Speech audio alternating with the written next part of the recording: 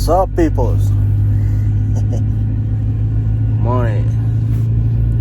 It's like 4 something in the morning. I'm over here in Harmony, PA.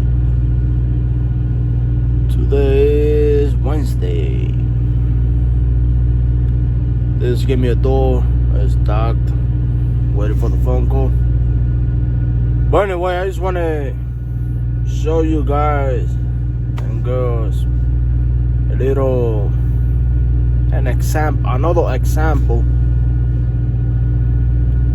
kind of like, not another example, kind of like another proof of, or another way to kind of like go around tolls and put more money in your pocket. See, like this low, as you're gonna see in the pictures, this low paid me like $80 for tolls, which I'm surprised, because they usually don't pay that much. They usually don't pay tolls at all. So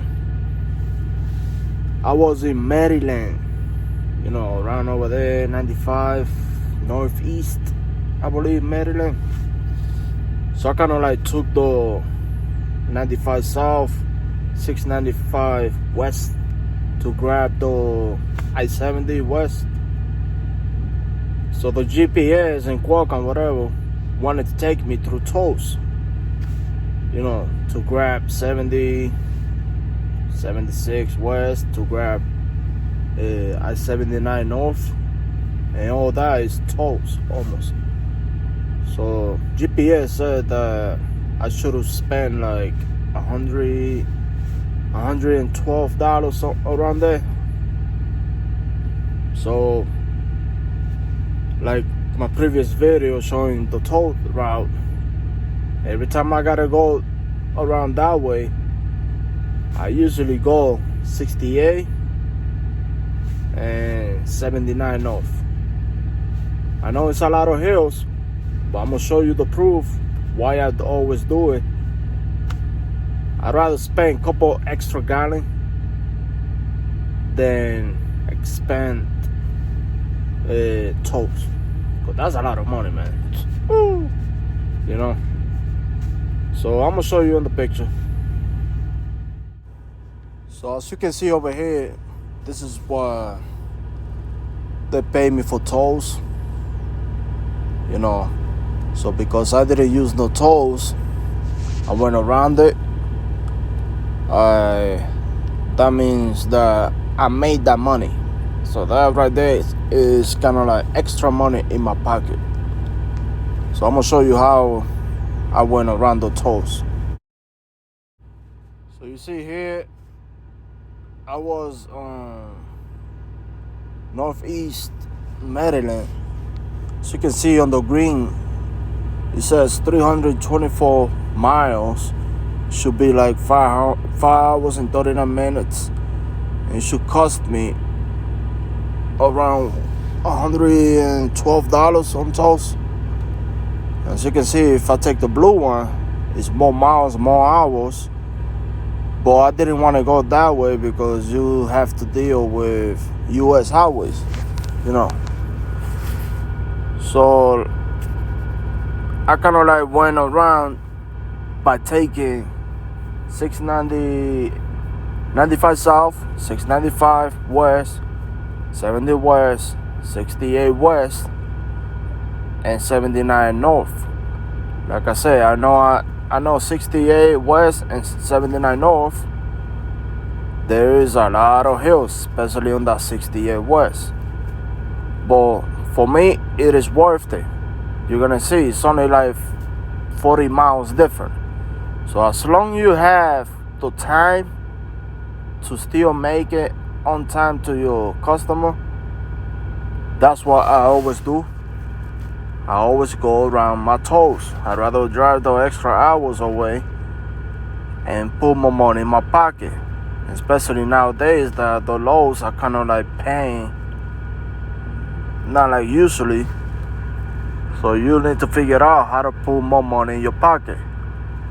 Meaning spend less on fuel, and definitely try not to pay tolls if you can.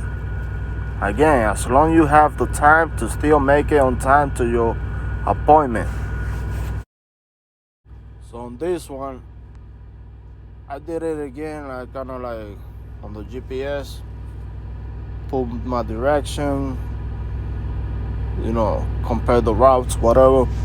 After I passed those 695, because the GPS, the Ratman Alley, wanted to take me all the way 95 south, all the way to I-70, I believe. But because I went through 695, I guess I avoided a toll around 95 south, past 695. So I kind of like, when I drove like 100 miles, whatever, I did the compare route, and this is what it come up to. Still was gonna take me through 70, 76, and 79. But as you can see over here, it was gonna be $88 at least on tolls. So I didn't want to pay that, because I'm still want to go for my 68 and 79. So on this one, I kept going, 70 to 68 west. So then I stopped at the Pilot on exit 22, I believe, to put a couple gallons. It was like, I believe, like 99 cents or 98 cents per gallon, which is cheap with our discount, So then I kind of like did another compare route, because there's a US, I forgot what number was, for something, I believe. And if you take the US right there on the Pilot to go north to grab those 70, and then 76, and then 79, there is another toll. So this is how much it would be if I would have go that route. Again, I'm still trying to avoid the tolls, but this is another way, another example. You see how much the tolls is getting less and less by me avoiding certain routes. This right here, the road, the US on the Pilot, sometimes I take it if it's like raining hard, snowing hard. So that's the only way, kind of like, let me cut my loss. But only if I'm gonna grab 70 all the way west, because I know that toll right there is gonna be like $24 or something like that. So for me, so I don't have to deal with the US 68 and all those hills and 79. That's the only way. But right now, everything was good. It was raining a little, but it wasn't windy, none of that. But I'm still looking to pay $0 on tolls. So I kind of like took my half an hour break and went back down to 68 west. So as you can see, you see the blue one and the green one. The miles, it's like 36 miles different. But you see the time, 2:34 and 2:55. It's not that much difference. It's only like 20 minutes different. So again, is it worth it? For me, it is. Like I said, every time I come to the area on the southeast, Maryland, PA, whatever, with Virginia, if I can't avoid the tolls and grab 79 and 68, I will do it all day. Every time I go that way, that's my route to avoid the tolls on 70 and 76 Turnpike. Because As you can see on the pictures, it's at least $100-something on tolls. Especially if you're coming from the 80, oh my God, that's like 300 something. No. Again, that's another way, a big way to put more money in your pocket. So as you can see, the blue one is my route. No toll. Yeah, it's like 30 miles, 40 miles different, but it's only like a couple minutes different. Yeah, you gotta deal with hills and things, but I'd rather do that than dealing with losing money on tolls unnecessarily, you know. Again, not every load pays you for tolls, especially like that, like this one that paid me $80. You know, almost the whole thing of my trip. So there it goes. That's another example of how much money did I pay on tolls, which was $0 instead of 112, like the Remanali said, around there, you know. So there it goes, people.